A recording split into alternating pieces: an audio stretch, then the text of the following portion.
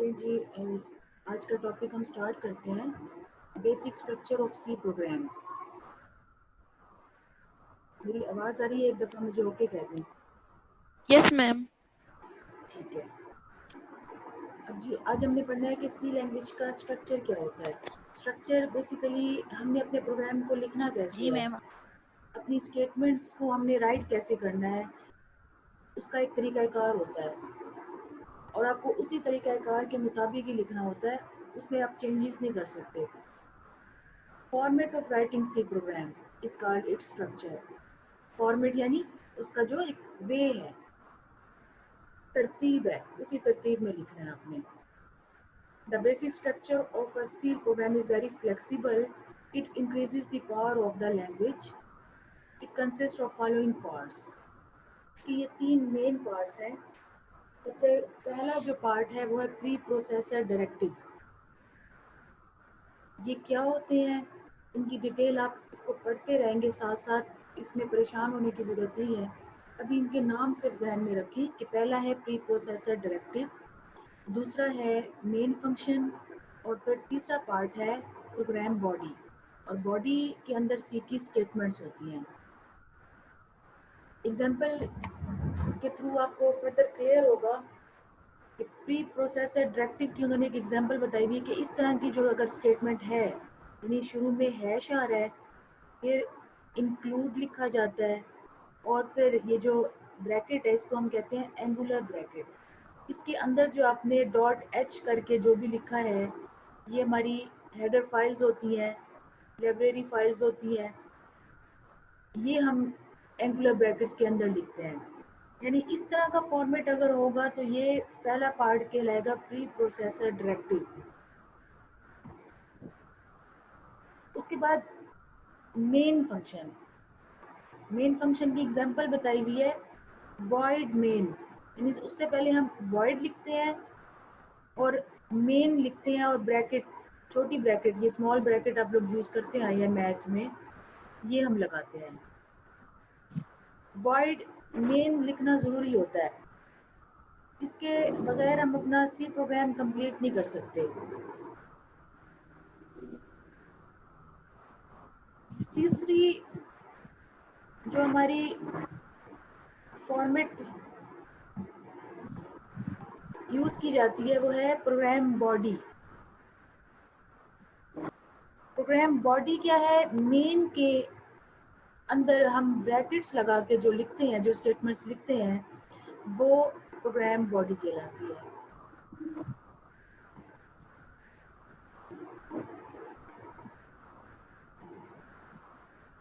जी, आपको ये माउस नज़र आ रहा है?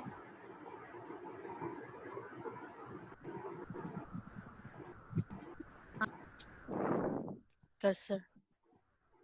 नज़र आ रहा है आपको? कर्सर नज़र आ रहा है यस सबको? मैम। Yes ma'am. ठीक है, यस मैम नजर आ रहा है। ठीक है। अच्छा, अब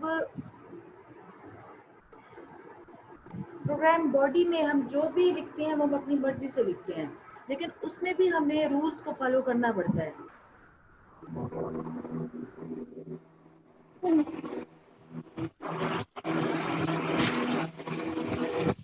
शोर की आवाज़ आ रही है, बंद कर दें।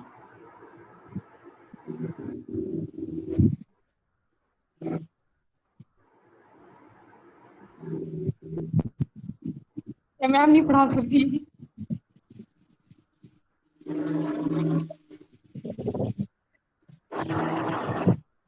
अरीशा टीवी बंद करो।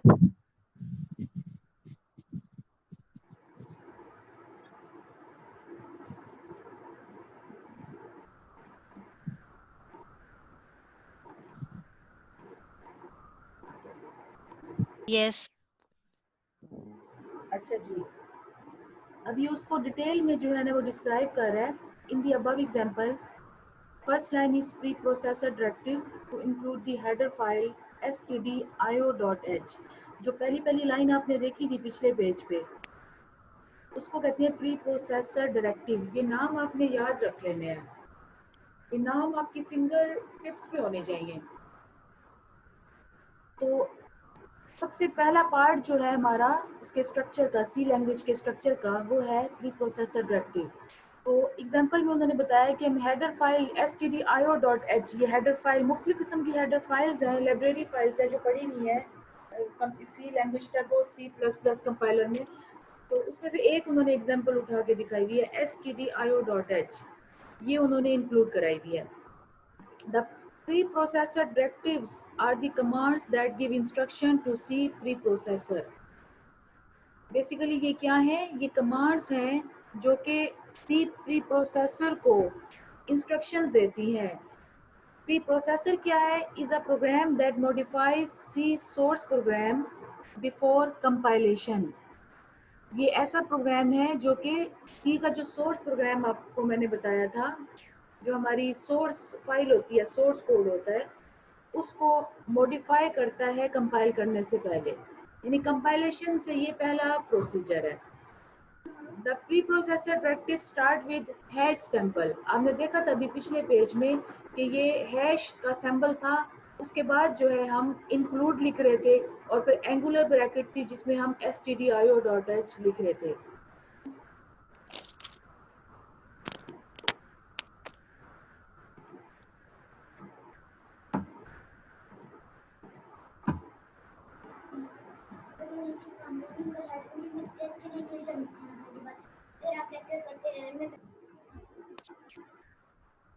अच्छा जी, the second line is main function.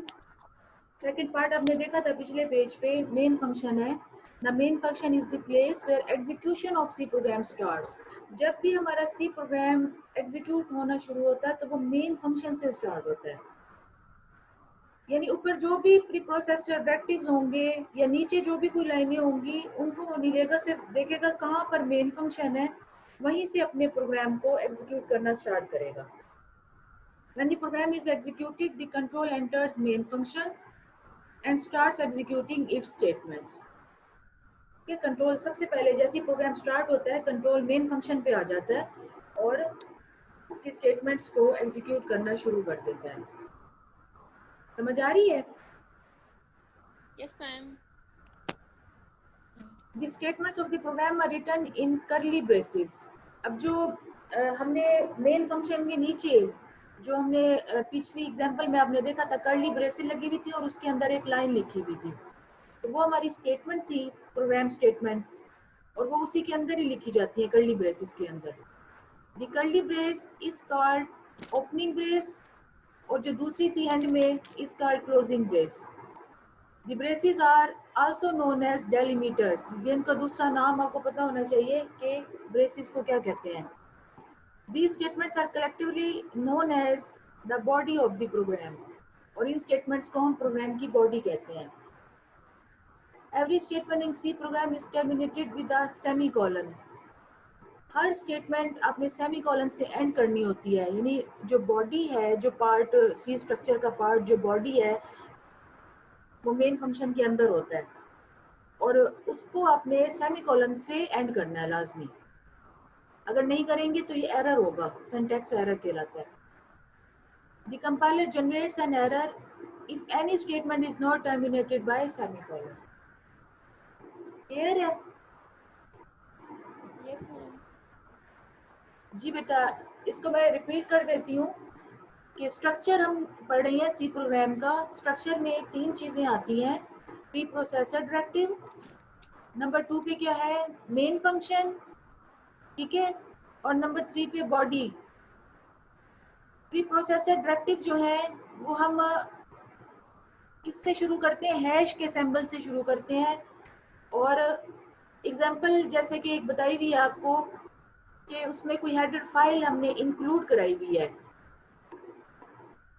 तो इस तरह की और भी आप एग्जांपल्स देखेंगे तो ये आपको फर्दर क्लियर होती जाएंगी। फिर सेकंड पार्ट है body, sorry main function. Main function जो है वो भी सी प्रोग्राम का बहुत ही इंपॉर्टेंट पार्ट है।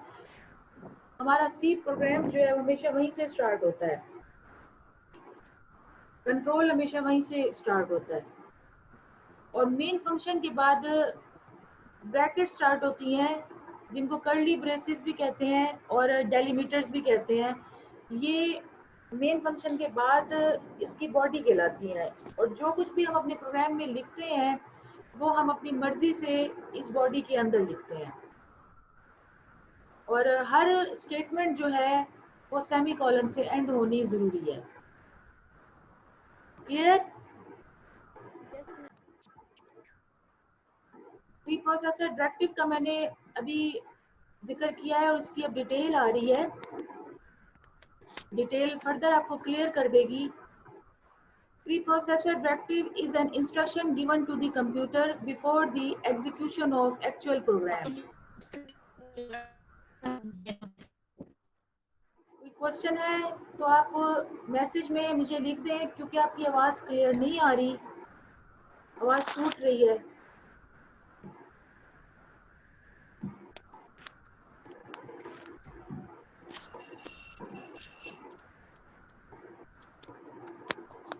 आवाज़ मेरी आपको नहीं आ रही? मैम मुझे तो आ रही है। मनाइल को आ रही है? Yes ma'am. ठीक है, आपका ही मैसेज मैंने देखा। अच्छा, फ्रॉम फातिमा टू एवरीवन। ठीक है, फातिमा ने मैसेज किया हुआ है कि आवाज़ नहीं आ रही। फातिमा अब आ रही है आपको?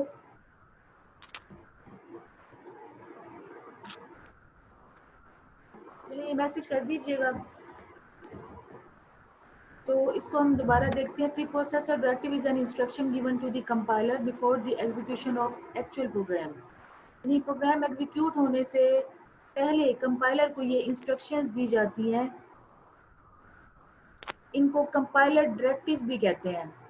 The preprocessor directives are processed by a program known as preprocessor. इनको कौन प्रोसेस करता है यानी रन करता है इन डायरेक्टिव्स को? प्री प्रोसेसर एक प्रोग्राम है। It is a part of C++ compiler, ये भी उसका पार्ट है। It modifies C source program before compilation. तो ये कंपाइल करने से पहले C सोर्स प्रोग्राम को मॉडिफाई करता है। कंपाइल यानी हमने जब ऑब्जेक्ट कोड बनाना है, वो कोड बनाने से पहले ही C प्रोग्राम को वो सारा चेक करता है। The semicolon is not used at the end of preprocessor directives. इनके एंड में सेमीकोलन यूज नहीं होता। अभी मैंने आपको बताया था कि बॉडी के अंदर यानी मेन फंक्शन के नीचे बॉडी जो होती है उसके अंदर स्टेटमेंट्स जो लिखते हैं वो सारी सेमीकोलन से एंड होनी जरूरी होती है। लेकिन प्री प्रोसेसर डायरेक्टिव्स के लिए सेमीकोलन जरूरी नहीं है, वो नहीं देना। अगर देंगे तो वो एरर होगा। The preprocessor directive start with hash symbol and the keyword include or define। यानी प्री प्रोसेसर डायरेक्टिव में दो चीजें मेन यूज होती है, एक हैश और फिर हम उसके साथ हैश के साथ इंक्लूड का कीवर्ड यूज करते हैं। यानी इंक्लूड का ये वर्ड जो है इंक्लूड, ये हम यूज करते हैं, या फिर हम डिफाइन यूज करते हैं। These directives are written at the start of program। Program के स्टार्ट में ये लिखे जाते हैं। The preprocessor directive is used in C to include header files in the program।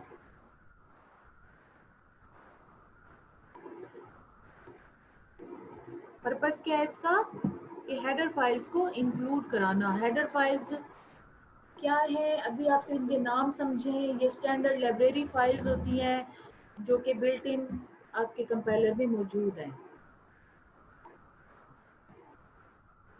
उसके बाद है different types of pre processor directives. अब अभी हमने डिस्कस किया है कि इंक्लूड और डिफाइन दो किस्म के हमारे प्री प्रोसेसर डायरेक्टिव यूज होते हैं, तो इनको और डिटेल में बता रहे हैं।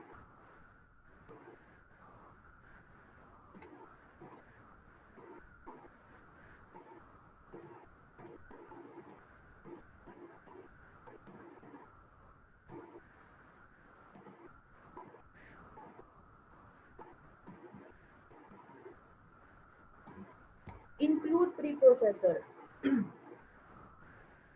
The include preprocessor directive enables a program to access a library। ठीक है, इसके थ्रू हम लाइब्रेरी फाइल्स को एक्सेस करते हैं। Each library contains different header files। Library में मुख्तलिफ किस्म की हेडर फाइल्स पड़ी हुई होती हैं। The include preprocessor directive is used to include header files in the program. इसका सिंटैक्स है जिस तरह अभी हमने पिछली एग्जांपल में देखा था, हैश इंक्लूड लिखते हैं फिर हम, और फिर एंगुलर ब्रैकेट के अंदर हेडर फाइल का नाम। पीछे एग्जांपल में आपने पढ़ी थी stdio.h, नीचे दो एग्जांपल से बताई हुई है, stdio.h और math.h।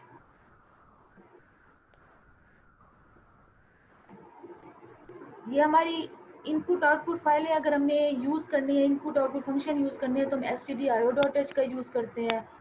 और math.h जो है, ये अगर हमने कोई मैथमेटिकल फार्मूलाज का यूज करना है तो हम ये इंक्लूड लाजमी करवाएंगे। उन फार्मूलाज को हम ऐसे यूज नहीं कर सकते, अगर ऐसे यूज करेंगे तो एरर होगा। The above statement tells preprocessor to include the file stdio.h and math.h in source program before compiling it। तो ये वाली स्टेटमेंट जो है वो ये कहती हैं कि प्रोग्राम को कंपाइल करने से पहले इन फाइलों को अपने सी सोर्स प्रोग्राम